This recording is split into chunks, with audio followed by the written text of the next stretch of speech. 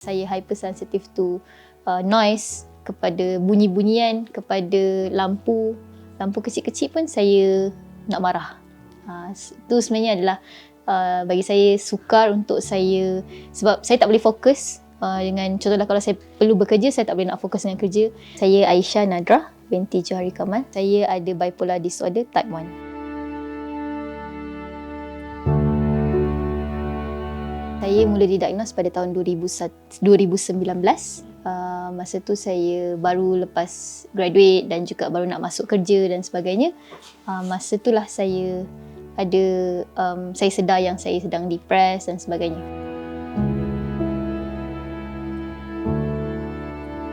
Saya tak tahu benda tu merupakan punca sampailah saya menjalani terapi yang berulang kali. Yang boleh saya katakan secara general adalah childhood trauma lah, basically. Saya mengalami trauma pada waktu kecil.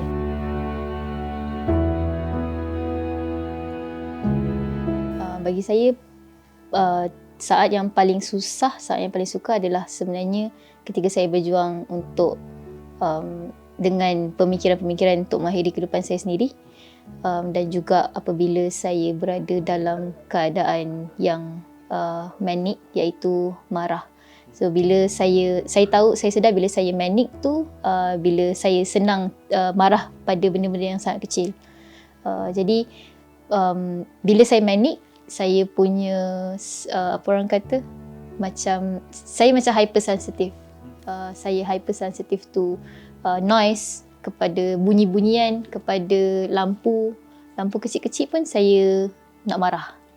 Itu sebenarnya adalah bagi saya sukar untuk saya, sebab saya tak boleh fokus dengan, contohlah kalau saya perlu bekerja, saya tak boleh nak fokus dengan kerja.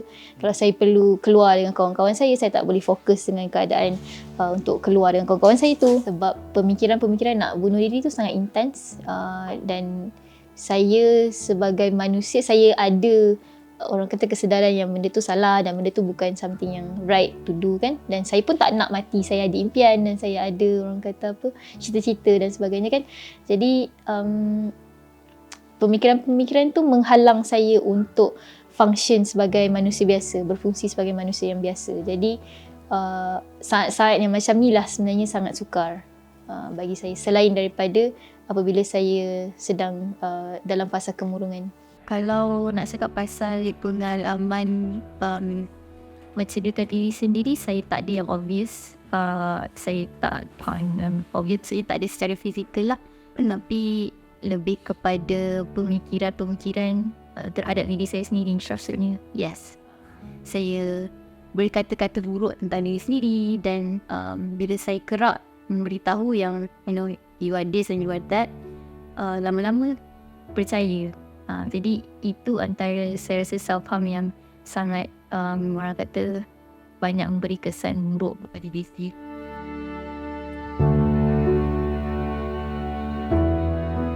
Boleh jadi, yes.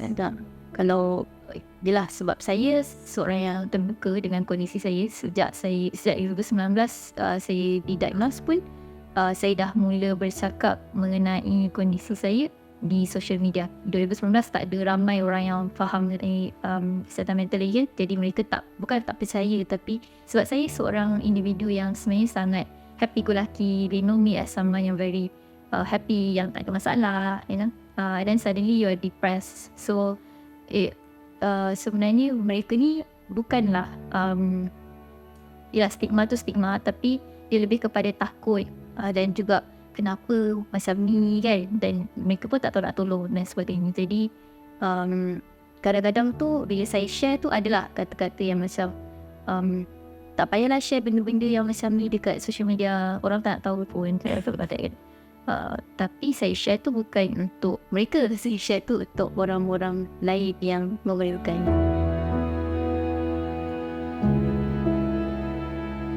Of course, sebab penyakit ni memang memberi, orang kata, yang menjalankan hidup saya sekarang ni. I would say I would change anything. Saya takkan ubah apa-apa pengalaman yang saya dah lalui ni, saya takkan ubah. Sebab penyakit ni yang buat saya kenal Tuhan. penyakit ni buat saya kenal orang-orang yang jujur, buat saya kenal apa itu hidup sebenarnya, dan apa tujuan kita hidup, apa tujuan kita dihidupkan dekat bumi Allah. Jadi kalau tanya saya adakah saya akan pilih jalan yang lain, kalau saya diberi pilihan, I would say I would choose and Adeli.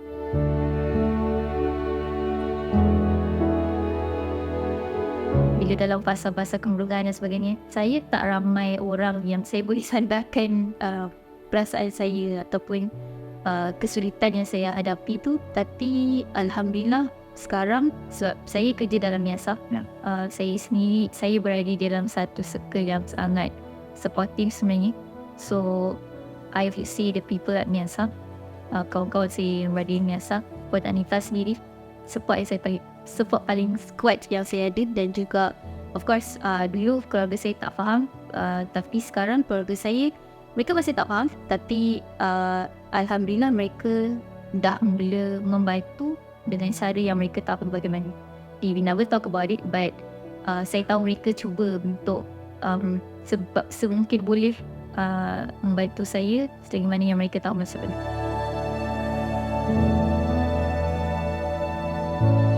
Pesanan saya adalah jangan give up, dan ingatlah tujuan kita dekat dunia ni ada dua je, iaitu untuk menerima ujian dan juga menjalankan tanggungjawab. So kita hidup dekat dunia ni temporary je, sementara saja. Jadi kita ada tempat yang kita nak pergi yang kekal, abadi. Jadi setiap ujian yang kita terima ni adalah kerana Allah tahu kita mampu untuk menghadapinya. So kalau Allah pun cakap kita dah mampu untuk menghadapinya, siapalah kita untuk berkata tidak, kan? Jadi what we do is just that kita kena bersyukur dan juga reda dengan apa yang ditentukan. Tak perlu cari kesempurnaan, because kesempurnaan tu memang takkan ada dekat dunia yang kita hidup sekarang. Bersyukur dan reda dan sandarkan kepada Dia.